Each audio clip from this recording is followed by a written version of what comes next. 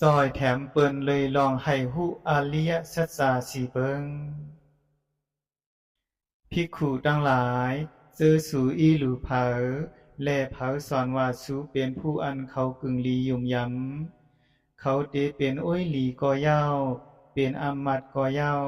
ปีน้องคือสายโลหิตะก่อเย้าจุมเจอนั้นอันสูสักจุงโจห้องให้เข้ากว่าดังมันในลองหมานแม่นอันสูงสุดสีเปิงโดยปัญญาอันหู้ซ้อมลองหมานแม่นลองหมานแม่นสูงสุดสีเปิงเป็นเจ้าหือสีเปิงนั่นเป็นหนึ่งลองหมานแม่นสูงสุดเป็นตู้สองลองหมานแม่นสูงสุดเป็นลองเกิดขึ้นของตั้งตู้สามลองหมานแม่นสูงสุดเป็นลองหมอดหายอำเลอตั้งตู้สี่ลองหมานแม่นสูงสุดเป็นตั้งให้ถึงลองหมอดหายอำเลอตั้งตู้ภิกขุทั้งหลายกว่าเปิ้นนั้นในลองในสูจึงคึงปองย่อขกรรมอันเป็นเครื่องเฮ็ดให้ฮู้ว่าตู้เป็นจังไหน